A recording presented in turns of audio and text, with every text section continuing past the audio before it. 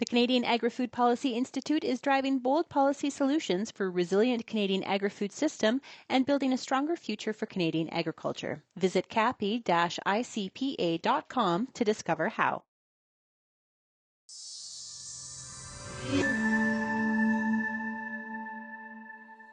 Here at Real Agriculture, we've had the fortune to be able to be talking to all the inductees into the 2025 class of the Canadian Agricultural Hall of Fame. Joining us right now is another one of the inductees. It is Gaétan Desroches. Gaétan, it's great to chat with you. Okay, hi. Okay, give us some of your background. Tell us about yourself. Okay, so my background, I come from my family is not in ag business.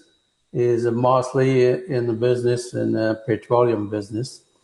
So when I decided to go to university for agronomist, and after that I joined the co-op for the summertime, and I decided to stay in this business. So I grew all of my career with Sollio cooperative group. It's a very, very similar group of federated co-op in the West. Yeah. So I start filming with the farmers in the crops, specialty in crops. And after that, I grew up in the co-op to finalize the CEO of this organization. Yeah, and how long were you the CEO for? 7 years. Oh, awesome stuff. So you got the phone call from the Canadian Agricultural Hall of Fame. What were your first thoughts when you heard that you were going to be in the 2025 class in the Hall of Fame? Honestly, surprising. Yeah, you know, we are mostly in a business issue, so the most accomplished is to grow the network of co-op across Canada by buying some competitor, and to be sure we have a good network for compete with multinational like Cargill or the other ones. So when they called me for that, I say, oh, okay. I realize it's co-op in particularly in the eastern part of Canada is very, very strong. I know the history of the co-op in the West, except federated. I think that's a good exception. But the other one it was a bad history. So that's what we worked very, very hard on that, on the east part of the Canada. And we decided to grow in the West with the 2 acquisitions in the fertilizer, particularly with Agricole and in Ontario with Agromart. And the goal of that is to have the good structure and enough big for the compete multinational. So what does this recognition mean for you personally? You've done a lot of really great things in your career. You've had a lot of success with Sollio, but what does it mean for you personally? It's a real honor. I saw the people, they are a member of the Hall of Fame, and I'm very, very happy about this recognition. It's incredible for me. I'm born in a city. I'm not born in the agriculture area. So for me, the people from the ag business and agriculture recognize my contribution to the Canadian agriculture. It's amazing. It's a great. It's a really good story in the fact that you did not grow up on a farm like you mentioned. You grew up in the city. What drew you to agriculture? What was the draw? You know what? Honestly, I go to university in ag business because my parents, they say, you need to go to university, not just take over the business they have. And I say, okay, I'll go on ag business. It's looking interesting. And after that, I have the real passion for the farmers, for the value of this group of community they have, the family responsibility. They are very, very, very strong all together. So it's for me, it was a passion. That's it. So when I say to my mom and dad, they called me after I think it's 20 years I was with a co-op, and they say, okay, now it's time to come back and take the business. I say no. I decide to stay in ag business. It's what I like. I like the people. I like everything in this specialty. So I decided to stay and continues to grow. You know, a lot of times for many people in the industry that grow up in agriculture, it comes with traditions and ways of doing things. Do you think because you grew up in the city, you were new to the industry, was that an advantage for you in looking at the industry differently, or was it a disadvantage? I'm curious on your perspective on that. I think you're right. I think my big hedge, I saw the co-op, particularly in the co-op, I saw the co-op is a business. It's not just a social club. Okay. Right. So when I sit down for the CEO, I explain at the board, okay, now if you like to survive for the future, you don't have a choice to grow. And to grow, we don't have a choice to organize the capitalization and financing. And after that, buy something to be sure we have a big network. And we decide to, at this time, to concentrate only in 3 business. In the past, Sollio, they have lots of partnership. So when they arrive, I say, okay, no, it's impossible to be good in everything. Again, if we compare with Federated, it's very strong in petroleum. Mm-hmm. So in the past, we have a partnership together. We're using the same Sonic brand. And we decide, when I was CEO, we decided to get out of petroleum and concentrate in hardware business. And the other one is in the starting house in pork and poultry. And the third one is in the ag business. Yeah. Were there mentors that had big impacts on your career? Yeah, you have a couple of ones. Mostly from Quebec. It's Yep. the CEO when I was young. It's when I was filming in the field. You have one CEO is Jean-Pierre Duchesne. Is for me it's a good example. He's agronomist like me, and he pushed me to go for the MBA. Mm. And with this guy, I realized what I need to be support the growing of Sollio. So for me, it's a good mentor. He saw the potential in you, but wanted to obviously get some of the designation or really kind of push you in that direction. Do you think had he not done that, would you have ended up being the CEO, or was that a major stepping stone for you?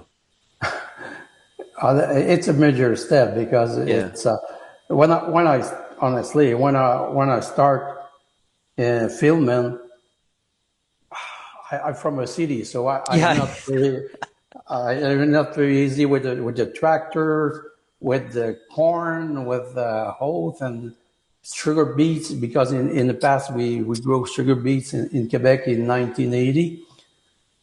But the farmers was fantastic. He say, and sometimes I don't know what he see, but he support me. The first time is the farmer in the field. The farmers in the field is support for all the project I have. And sometimes I'm arrive at the co-op, at the local co-op, is a small one in this time. Wow. With a project, for example, okay, guys, we organize a trip in France to see what happens in the sugar beets with the young guy. You have a program in Quebec for exchange between France and Quebec for exchange. And the farmers say, okay, it's a good idea. Go ahead. So I'm quite lucky about the support and the confidence first, the farmers. For me, it's what is the most important in my career is the support I have from the farmers. Yeah. Was there any other mentors you'd like to mention? Yeah, you have someone. It's the CEO before me. Yeah. Is a Claude Lafleur. He's helped me to consolidate of my thinking in the strategic planning, particularly in that. So this guy is helped me very strong on that. Yeah. You know, yourself and some of the gentlemen you just mentioned that were CEOs before, you've been a part of guiding Sollio through some pretty significant growth. What do you think was the key to that success in achieving that growth that you strove for? The first thing is to be concentrating only on three business. The second time, it's the support of the bank and good management. It's not only me. We need a CFO. We need a staff to be realized that. And the third one, and for me the most important, is the board. The board of director of us is only a farmer on the board. No, that's not true. It is mostly a farmer and two external. But the two external, they had the right to vote.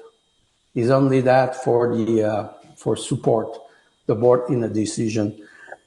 So the board is realized we need to grow, and we need to grow only in specific business, what I explained a few minutes ago, hardware, slaughter house, and ag business. So it's, and all the acquisition we organize is very well analyzing.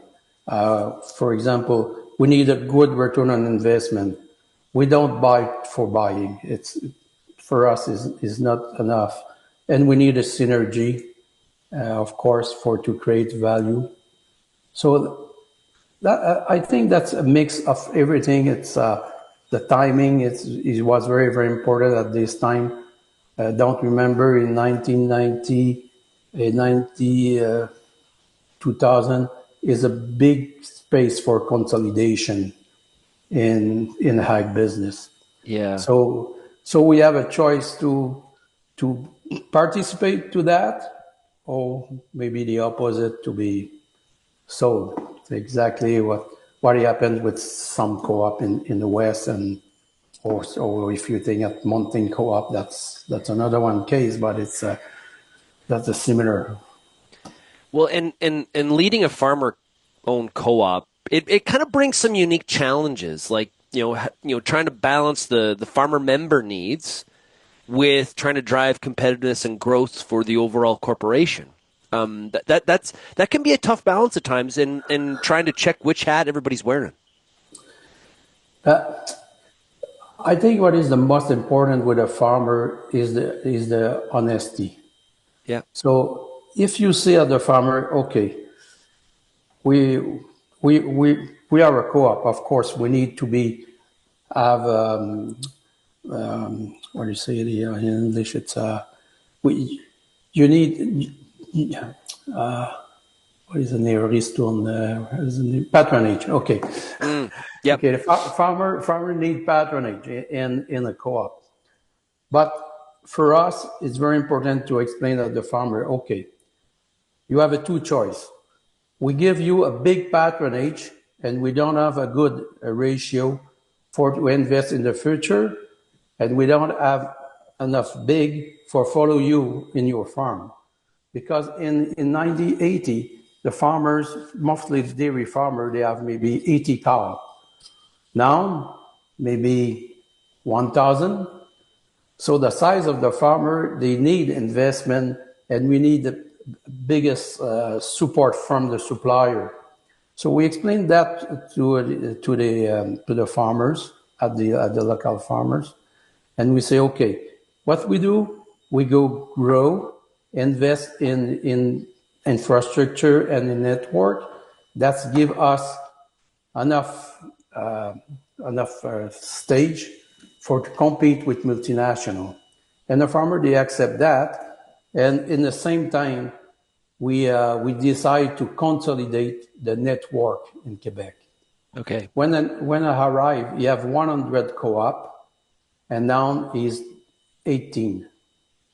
You said there was 100? Yeah. Oh, wow. So we sit down with the farmer and we say, okay, now your co-op is smaller of your farm. Yeah. That's no sense. We don't have enough cash to have a specialist in agronomy, specialist in economy. We don't have a big enough fertilizer plan for support you. When I start, the seedling take 3-4 weeks. Now you're seedling the same acreage, your 6 hectare, in 1 week. Yeah. So that means everything in the background, in the logistic, will be enough big to fight that. And the farmer, they agree with that. And we're supposed to be, did that in 5 years. And we finalized the consolidation after 4 years. You know, Gaétan, I spend time in agriculture really across the country. I would love to get to Quebec more often. A lot of times it's to Montreal for a conference and a meeting, but don't get out of the countryside enough. Yeah. A lot of people in Canada will say, well, agriculture in Quebec it's different than other areas. Obviously, language is different. Do you see it as different or not really? Not really. Of course, the weather is different. Right. We are in the east. We don't have in the west. That's for sure. But for me, I traveling across Canada sometime in the west and in the east. For me, of course, the size is different. Yeah. Okay, so that's right. But except the size, I see no difference. The farmer, they have the same thinking. I speak a lot with the farmer in the west, and they have the same value, the same community, same support to our community. It's very, very important for the farmers. So honestly, no, for sure the crops is different. We test canola in the east, but we have a problem with the disease and with the insect. Yeah. You don't have in the west. So, but if you compare corn and soybeans in both east and west, for sure we need more heat unit in the west compared to the east. But except that, it's not we buying a corn company is Mazex, and now we sold soybeans and corn across Canada. It's for sure the genetic is different, of course. Mm-hmm. But now with the technology and with the farmers, the younger generation is bilingual. It's not an issue now. A lot of them is from the university or the college in Ag. So they have the education to go on the web, on the net to check what happens. So no, it's yeah. I think the biggest difference maybe is because the milk what do you say the name of that? Quota? Yeah, the quota. Yeah. Yes. Yeah. Yeah, it's a difference because that in the east the farm was smaller compared to the east.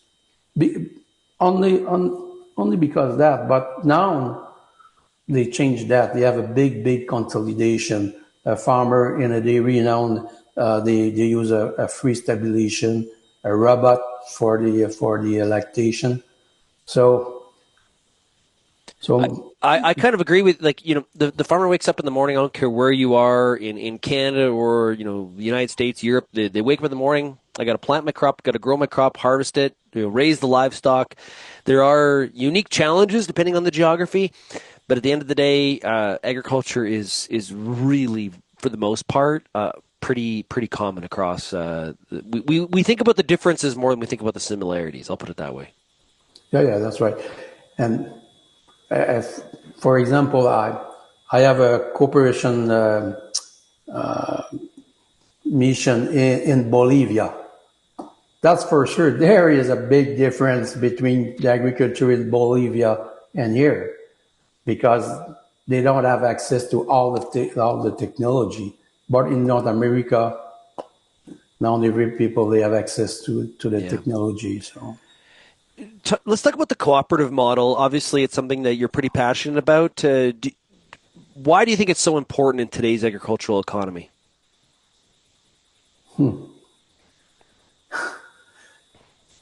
Maybe do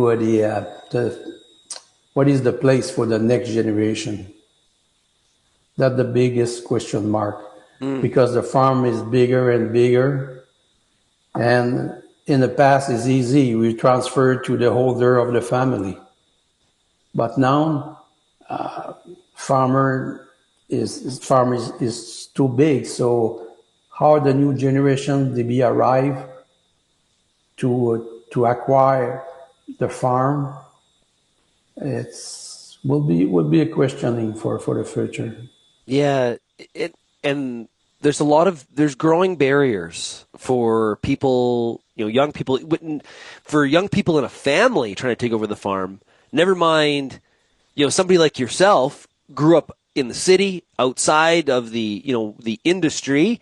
If they want, if you want to farm coming from that background, it's the barriers are so high in trying to achieve that, and there's not a lot of easy answers, I think, to drop some of those barriers. No, that's right, and the population of farmer will older and older now. Yeah.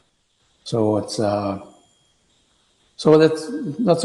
think it's a good question mark for the industry, but for the government too. It's what happens with the farm in the future. If you look 25 years ago, in a short time, that's okay. It's not a problem. But if you look in the future, it's a good question mark. Maybe foundation or renting. What happens in US? Lots of land in US is renting. Yep. So maybe it's what will be happens here. I don't know. Okay, so let's stick with that future. What advice would you give to the next generation of leaders in the agriculture and agri-food industry? Do you have some words of wisdom for us? Yeah, I think say that. Don't forget the farmer. For me, it's most important. This guy need to be a good life and to be sure to have enough cash to be life good. Do you think sometimes that the farmer can be is not at the center focus? It's kind of an afterthought, or just talk about that a little bit more. Yes, that's the duality between what to do to help the farmer and for the actioner, for the people that owns the business. How we equilibrate these two? It's not very easy. It's sometimes we look only what is the payback on the business. Yeah. And we forget what happens with the family at the end of this. So we need a good balance, and sometimes that's why I like co-op, because I think this system, they arrive to a compromise. It's not perfect, that's for sure, but if you manage correctly,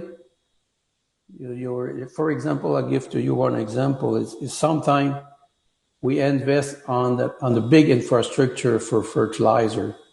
The payback is not very, very good, but you have a payback is okay. So for the farmer, it's very help for the settling time and for what happens.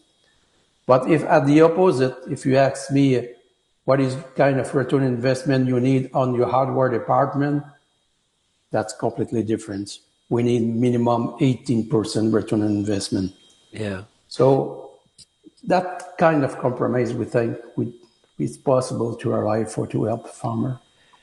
You know, we talked about earlier how you didn't come from a farming background; you came from the city, and you know, a lot of times we talk about in the world of agriculture, we need to attract more people into the industry. We have a lot of unfilled jobs, whether that's working on the farm level or that's working in industry.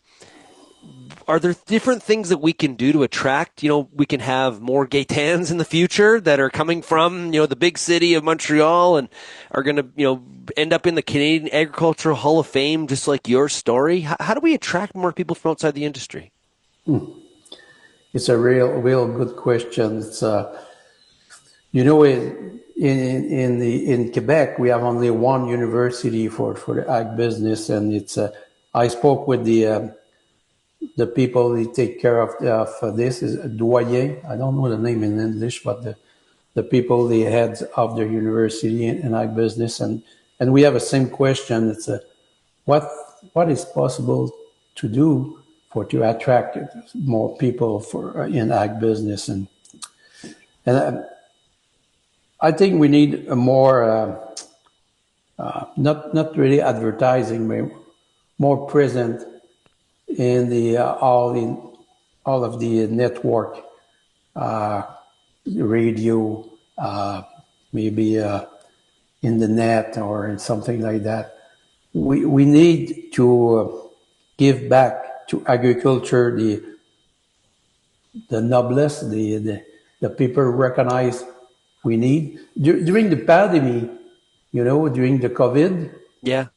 is what's fantastic. The people realize the importance of agriculture. But after that, they came back to yeah, that's right. That's right. So it's not easy because with the consolidation of the farm, with the consolidation of the market, yeah, less and less people speak about ag business. Yeah. So we need to go on every forum. It's possibility to speak about what happens in ag. I think that's a key success to arrive to that. But it's not easy. This fall, when I think the ceremony's in Victoria. Yeah.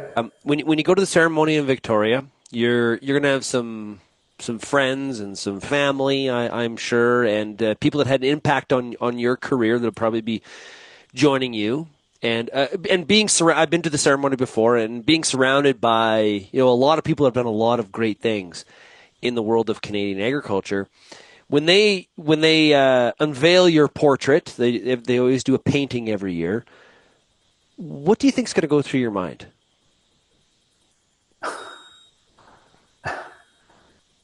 Again, it's a real recognition about what I did for the ag business. It's honestly, I don't know. I will be there, and I take all of this event. Yeah, it's well, I do really appreciate you joining us here today. Congratulations on your induction into the 2025 class of the Canadian Agricultural Hall of Fame. It is very well deserved, and really appreciate you joining us here and sharing some of your story, and have a great time at this year's awards banquet. Thank you very much.